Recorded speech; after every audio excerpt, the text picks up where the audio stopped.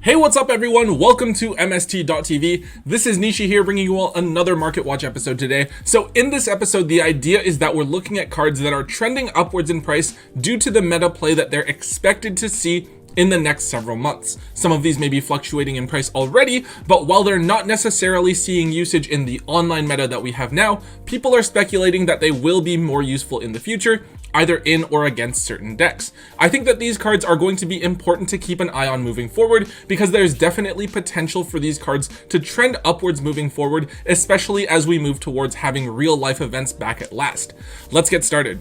So kicking things off, let's take a look at Crystron Alka fibrex. So this is a card that has just kind of always baffled me with regards to how cheap it is versus how much I feel it should be worth. I understand that without real life events right now, there's not as much of an incentive to go and pick up physical cards, but we've seen so many things spike up in price over the last couple of months that I don't really consider that to be a valid reason for a card to be this undervalued. There is of course the usual attention that a card like Alka fibrex is going to get regarding the ban list, with people knowing that there are cards that are going to be hit just like Steam the Cloak and Glow Up Bulb. But really, I think that as a new card, Alka fibrex itself is pretty safe.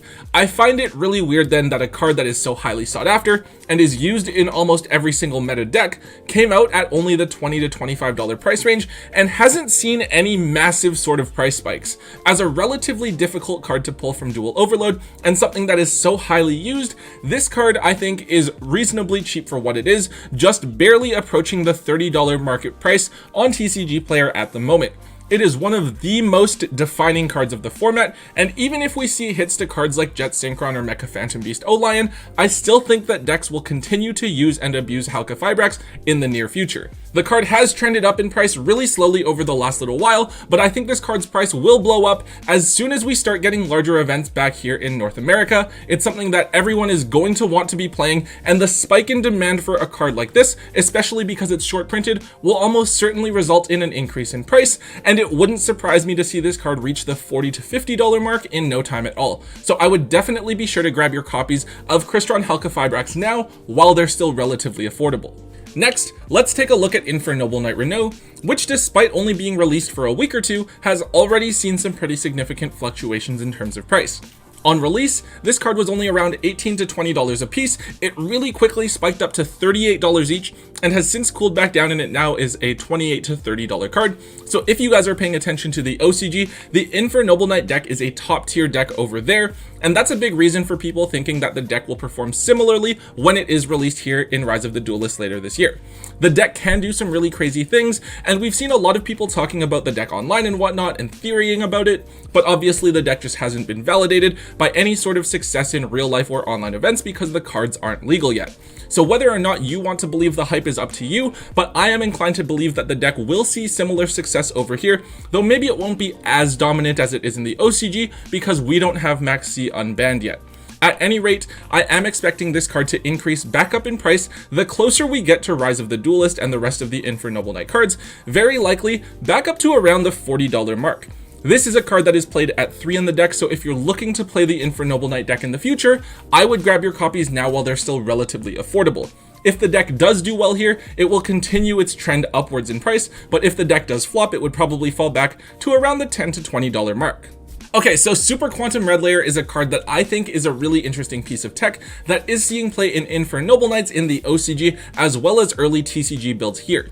So the idea is that when you summon a sold, you search for a warrior that you can't summon or use the effect of this turn, so you search for Red Layer. Then when you do your Alka fibrex and Link Ross combo, one of the level 3 synchros you can make is Tatsunoko, who can synchro using a material from your hand. So you use the Red Layer in your hand and the Tatsunoko tuner on your field to make Borreload Savage Dragon, and I think that's a really cool tech. It actually makes use of the card you search off of Isolde right away. Red Layer is also cool because it isn't a dead card if you draw it. You can special summon it if you control no monsters, so you can use it to facilitate making Isolde or Alka fibrex at the beginning of your combo and have it not just be a dead card in your hand.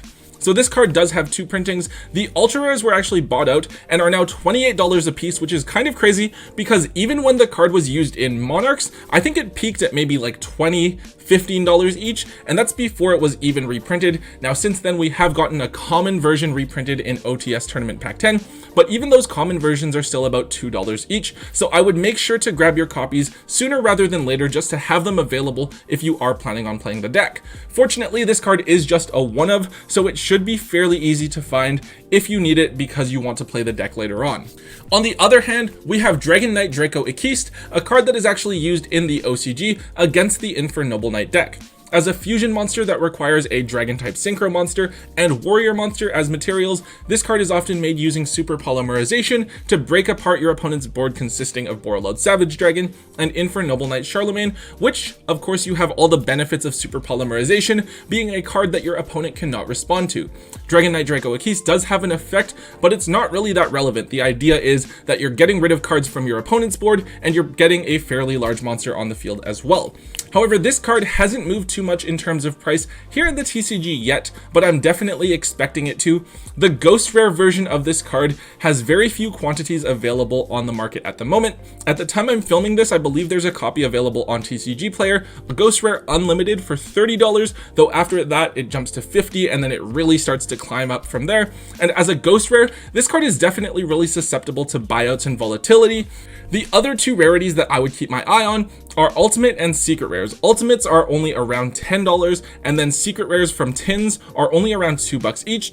However, these 2 are 2 other rarities that a lot of people will look at as buyout targets because they are typically the nicer versions. Keep in mind that this card does have super rare and rare versions available that are still pretty cheap, so it's not like you have to grab one of these nicer rarities now. You do have those budget options available. But if you're the kind of person who wants to play the shinier versions of cards, I would look into picking up your copy of Dracoequiste now before it catches on as a meta side deck card. Okay, so Fantasma is a card that a lot of people, including myself, had kind of written off with the Master Rule changes back in April.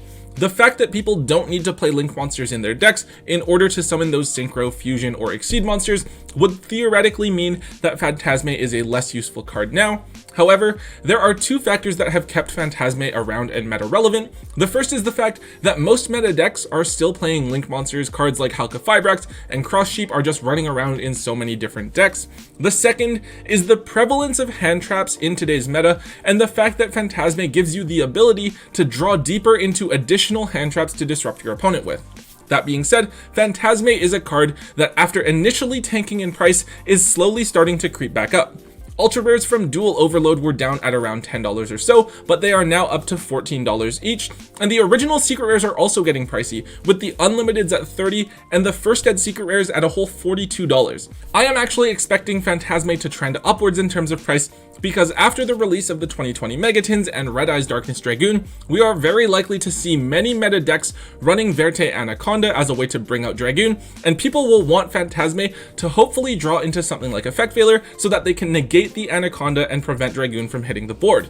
Now this one is a little bit more difficult to determine whether or not we want to pick it up, because technically it is due to be reprinted in the 2020 Megatins, but as we've seen with cards like Infinite Impermanence, sometimes when a card gets reprinted in a set before the Megatins, it gets excluded from the tins itself.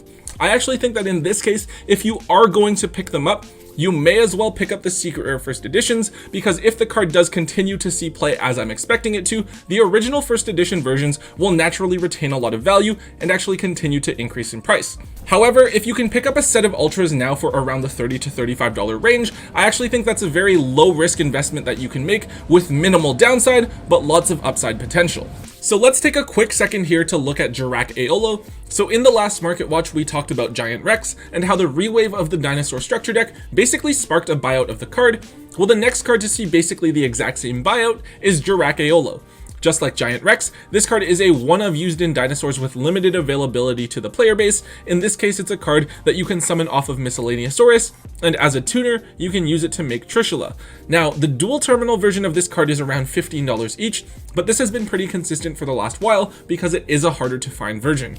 However, now we are looking at $14 for the super rare copies as well, with extremely limited quantities available on TCG Player and a significant bump up from the $8 price tag that it was sitting at for quite a while. In my opinion, this card is a sell because of how old the card is and because of how popular dinosaurs have been. It's almost definitely on Konami's radar and due for a reprint. It wouldn't surprise me at all to see this card reprinted in either Battles of Legend with the rest of the new fossil cards that we're getting, or in an OTS tournament pack as a common or super rare. Now we're onto a purely speculative card here that was very recently bought out. So with the structure deck poll that is going on in the OCG, there's basically 3 decks that could win the poll and get structure decks within the next year, as the results are flopping back and forth between the top 3 choices: Cyber Dragons, Gustos, and Ice Barriers. Ice Barriers were actually winning a couple of days ago. I think they're in 3rd place as of now. I think it'd be really interesting to see Ice Barriers win because they've been kind of a Yu-Gi-Oh meme for so long, given how bad the cards are, except for the Synchro Monsters, which are of course very iconic. Now I was thinking of what cards could be bought out or useful if Ice Barriers were to win, because Ice Barriers are a dual terminal archetype, so something was likely to get bought out, right? And I stumbled upon this card, Spellbreaker of the Ice Barrier, which was already bought out and had 0 copies available for the dual terminal version on TCG Player. I think there's still 0 copies right now. But anyways, this is a floodgate monster that can lock your opponent out of spell cards until the end of your next turn if you discard an Ice Barrier from your hand, and this card stays on the field, which I think is really interesting. We all know how big floodgate type effects can be. Cards like Artifact Scythe, or There Can Be Only One, locking your opponent out of spells can be really devastating in certain matchups. This card is really something that I'd never heard of before, but seemed really cool, so I thought I'd talk about it today, and obviously it has people's attention because the DT copies were bought out on TCG Player. There are still super rare copies that are pretty cheap at the moment, so I would pay attention to this card and pick up your dirt cheap super rare copies now before anyone else has a chance to bump them up in price, though I would also dig through and see if you have any DT copies lying around in your bulk. I definitely think that if Ice Barriers do win the poll, this is a card that's going to be very hyped up over the next couple of months, even if it does see a reprint in whatever Ice Barrier structure deck, because it is the dual terminal version. Another card that I would keep an eye on is Medallion of the Ice Barrier, which I'm not showing here, but this is basically just a Rhoda for the Ice Barrier archetype. It's a common spell, but it's from Starstrike Blast, so it's from that infamous set that is so hard to get cards from and has a history of seeing cards spike in price. It's definitely another card that will spike if we get any sort of news in the future about Ice Barriers getting a structure deck until a reprint is confirmed. And finally guys, this one isn't something that's necessarily due to any individual deck, but rather an overall meta trend that I think we will see moving forward. I think that Drillin Lockbird has a lot of potential as a side deck card and will see an increase in play. We haven't really seen this card be too relevant recently, however it does have applications in the current meta. Against Adamantimators, if you drop it on the Gallant Granite, you prevent them from searching with Block Dragon or anything else that turn.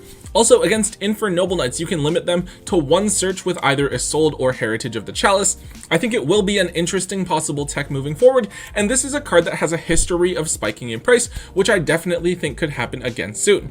Right now, the commons are only $3 to $4 each, which isn't too bad, and the supers and ultras are both around the $10 mark, which is also pretty reasonable. We've seen the holo versions up at anywhere from $15 to $25 in the past, so if this card does start to see more play, then I would definitely expect it to go back up to at least the $15 mark. I don't want to comment on the ultimate rares here because they are up at $70 each, so you have to decide whether or not you want to spend $200 on a playset of ulti Drolls. However, we do also have to keep in mind that Drillin Lockbird is confirmed to be getting an alternate art reprint in the gold series that's coming out in October of 2020, which absolutely does have the potential to drag down the prices of these other versions. I think that this is a card that I would recommend just picking up your playset of for your own personal use with whatever rarity you feel comfortable keeping, and not grabbing too many excess copies. If you do want to try flipping this card, you'll be limited to doing so within a relatively short 2 to 3 month time span, so don't bite off more than you can chew with these. Alright everyone, that is it for today's Market Watch episode. We covered a lot of different things in today's video, but I hope that it helps and gives you all an idea of cards to look at moving forward. Obviously, there's a lot of uncertainty with things in the world the way that they are, but the Yu-Gi-Oh market is always hungry for new text and meta shifts, so we usually see a lot of price changes anyways, so it's important to try to get ahead of the curve and look forward as much as possible. But yeah, if you did enjoy today's Market Watch episode, please be sure to hit that thumbs up button for me. Also, make sure you leave a comment in the comment section down below. Let me know what else is going on with the market, maybe something that I didn't cover in today's episode, so that I can hopefully cover it in a future episode and keep you guys as up to date as possible. And of course, if you haven't already, make sure that you hit that subscribe button for all of the latest and greatest content from both Tombox and myself here on the channel. And until next time, guys, don't forget to hold on to your MST.TV.